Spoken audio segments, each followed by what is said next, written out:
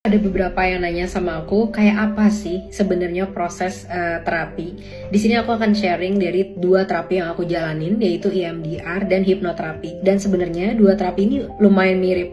Jadi pertama, misalkan kita akan cari tahu nih, ada kejadian apa yang itu tuh menjadi trigger besar buat kita. Di aku, saat aku mendengar suara keras, kayak misalkan ada pintu dipukul atau barang dibanting atau ada suara orang teriak, itu ngebuat aku bener-bener ke-trigger dan aku langsung kayak ada switch yang gitu. Dan itu kayak antara aku langsung marah atau aku langsung nangis, tapi ada emosi yang luar biasa keras di situ. Nah, pergi ke psikolog atau ke hipnoterapis, aku akan cerita ini.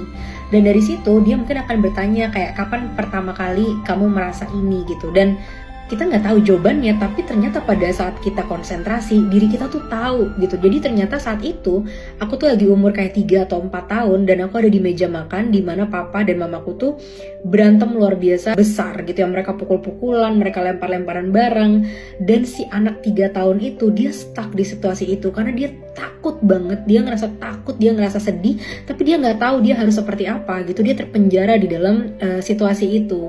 Nah, dari situ akan mulai tuh di-address sama psikolognya, apa ada perasaan apa. Nah, di situ aku akan ungkapkan perasaan itu seperti sebagai anak yang saat itu duduk di meja makan. Biasanya saat aku lagi cerita, itu akan muncul body sensation di badan aku. Jadi misalkan aku lagi cerita nih, nanti tiba-tiba ada rasa pusing banget di kepala. Nah, terus aku akan konsentrasi ke situ, aku rasakan rasanya, dan nanti akan keluar memori. Oh, ternyata waktu itu aku ngelihat mamaku dijedotin kepalanya ke meja gitu kan. Terus tiba-tiba kakiku sekarang yang sakit. Aku ngelihat kakakku yang waktu itu berusaha ngelawan papaku, misalkan kayak gitu. Nah, terus tuh itu kan akan keluar terus. Nah, semua itu akan diproses dalam terapi. Jadi sampai di akhir terapi, akhirnya kita udah nggak ada lagi rasa-rasa yang kuat itu gitu. Nah, setelah itu selesai, apa yang terjadi selanjutnya adalah aku yang udah dewasa, aku masuk ke dalam imajinasi, ke dalam anak itu. Jadi aku ngebayangin gitu, di kepala aku masuk ke situ, dan aku selamatkan anak itu. Aku bawa dia pergi,